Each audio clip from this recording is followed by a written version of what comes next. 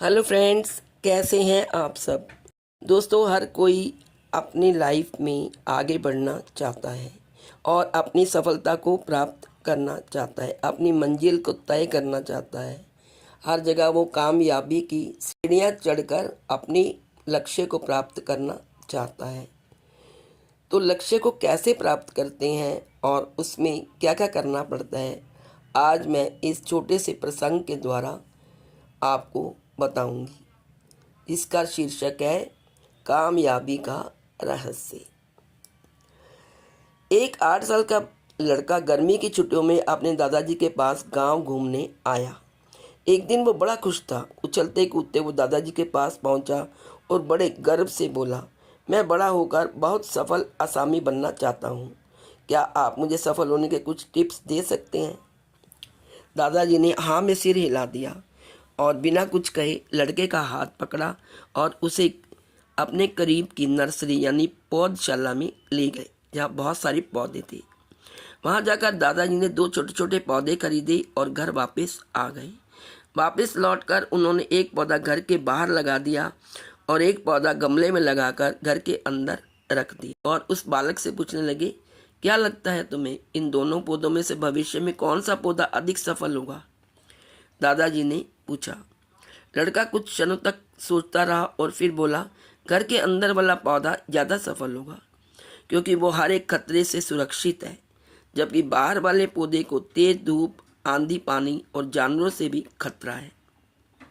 दादाजी बोले, चलो देखते हैं आगे क्या होता है, और वह अखबार उठाकर पढ़ने लगे। कुछ दिन बाद छुट्टियां समाप्त हो गई और वो लड़का वापस शहर चला गया।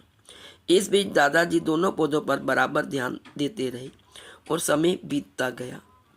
3-4 साल बाद एक बार फिर वो लड़का अपने पेरेंट्स के साथ गांव घूमने आया और अपने दादाजी को देखते ही बोला, दादाजी, पिछली बार मैंने आपसे सफल आसामी होने के कुछ टिप्स मांगे थे, पर आपने तो कुछ बताया ही नहीं, पर इस बार आपको ज़रूर कुछ बताना होगा। दादाजी मुस्कुराए और लड़के को उस जगह ले गए जहाँ उन्होंने गमले में पौधा लगाया था। अब वह पौधा एक खूबसूरत पेड़ में बदल चुका था।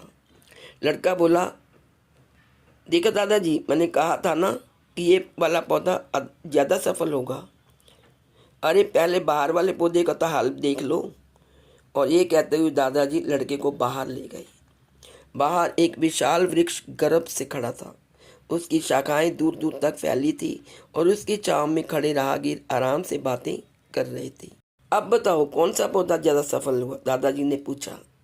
बाहर वाला।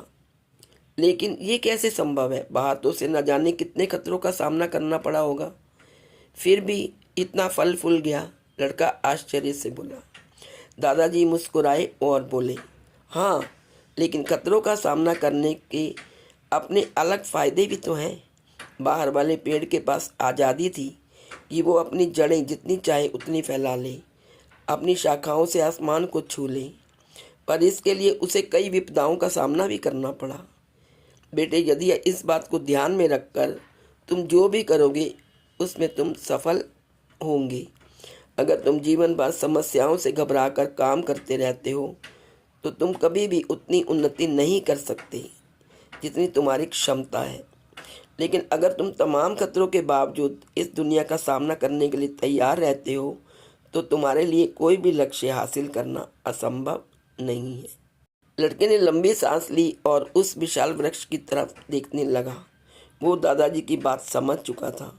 आज उसे सफलता का एक बहुत बड़ा सबक मिल चुका था और उसे सफलता के मायने समझ आ चुके थे।